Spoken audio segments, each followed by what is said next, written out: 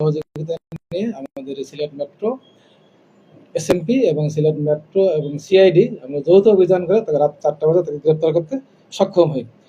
বর্তমানে সে আমাদের হাওলায় আছে, তার নামে যথারীতি মামলা রুজু করা হয়েছে। আমাদের যে সাব ইন্সপেক্টরকে চাকু দিয়ে ঘাই মারা হয়েছে, এটা বাম হাতের এই বগলের নিচে।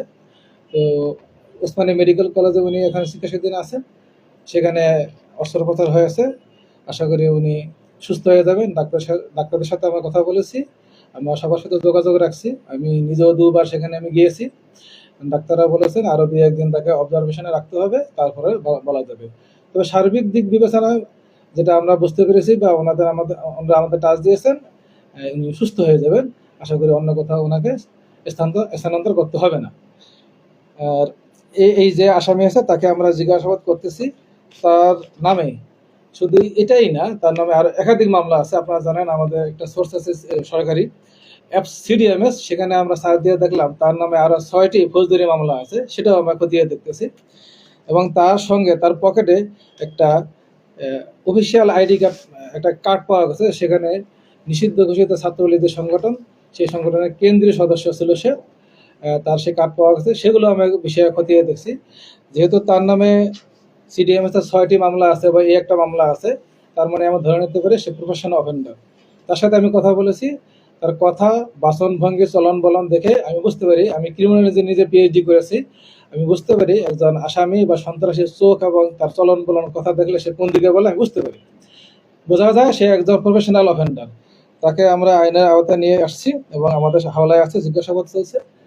এবং যে ছুরি দিয়ে উনি আমাদের সন্ত্রাসী আমাদের পুলিশ সদস্যকে, পুলিশ অফিসারকে আঘাত করেছে, তার ভাষ্যমতে সে একটু এগিয়ে ওখানে বড় একটা নালা আছে, আপনারা দেখবেন সাকিব দুজবারের কাছে, সেই যে খাল আছে, খালের ভিতরে ফেলে দিয়েছে।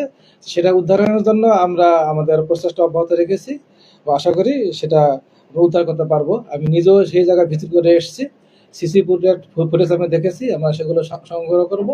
পরবর্তীতে এর ফরেন্সিক করা হবে আমাদের সিআইডিতে, আপনারা জানেন, ফরেন্সিক করে যাতে আমরা সঠিকভাবে তথ্য প্রমাণ সহকারে আদালতে সোপর্দ করতে পারি এবং ন্যায় বিচার নিশ্চিত করতে পারি, সেই ব্যবস্থা নেব।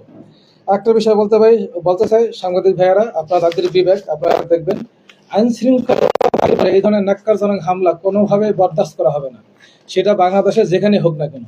এবং সেই অনুযায়ী আমাদের সিনিয়র স্যাররা বিষয়টাকে খুব তীক্ষ্ণভাবে দেখছেন, নজর দিয়েছেন, আমাকে ঢাকা থেকে পাঠিয়েছেন এবং তাকে গ্রেপ্তার করে আমরা আইনের আওতায় নিয়েছি। কখনোই কোনো সন্ত্রাসীকে আইনের আওতার বাইরে আমরা রাখবো না, সেটা যেখানেই হোক। তাদের বিরুদ্ধে আমাদের কঠোর অবস্থান থাকবে, জনগণকে পাশে নিয়ে, আপনাদেরকে পাশে নিয়ে, আপনাদের সমর্থন নিয়ে যারা সন্ত্রাসী এবং যারা আইন শৃঙ্খলা বাহিনীর উপরে, বিশেষ করে পুলিশের উপরে এই ধরনের আঘাত করার চেষ্টা করে বা করবে, ভবিষ্যতে যদি করে, তাদেরকে আমরা কোনোভাবেই ছাড় দিব না এবং তাদেরকে আমরা কঠোরভাবে আইনের আওতায় নিয়ে আসবো এবং শাস্তির বিধান করব এবং রাষ্ট্রের যে যন্ত্র আছে, রাষ্ট্রের যে আইন আছে, সেই অনুযায়ী ব্যবস্থা নেব।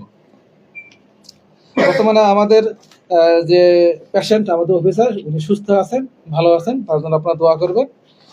আমরা তার পাশে আছি, আমাদের সিনিয়র স্যারেরা তাদের পাশে আছে। তার বিরুদ্ধে যে মামলাগুলো আছে আমি আপনাদেরকে দিব, কাগজ দেবো, তারপর 2-1টা আমি বলি। কোতোয়ালি থানায় তার ভিতরে 5টা মামলা আছে, তার মধ্যে 4টা মামলা তদন্ত শেষে বিজ্ঞ আদালতে চার্জশিট দেওয়া আছে। 5টি মামলা বলছি। এর মধ্যে অন্য একটি মামলা আছে সিআইডি, যেটা এখন আমরা তদন্ত করছি। শাহপরান থানা এসএমপির, সেখানে তার বিরুদ্ধে চুরি সহ মারপিটের মামলা আছে। আমি এখানে যে মামলাগুলো আছে সেগুলো মারপিটের মামলা হিসেবে। হ্যাঁ, তার মধ্যে 6টি মামলা আছে, যেটা অলরেডি আমরা পেয়েছি সিডিএমএসে। এখানে দ্রুত বিচার আদালতে আইন শৃঙ্খলা বিঘ্নকারী অপরাধ 2019 আইন অনুযায়ী তার বিরুদ্ধে মামলা আছে, মারামারি মামলা আছে, চুরি মামলা আছে, কানাইঘাট জেলা থানায় মামলা আছে, শাহপুরান থানায় মামলা আছে। এগুলো সব আমরা খতিয়ে দেখছি এবং তার বিরুদ্ধে আমরা আইনগত ব্যবস্থা নেব এবং চলমান আছে। ধন্যবাদ।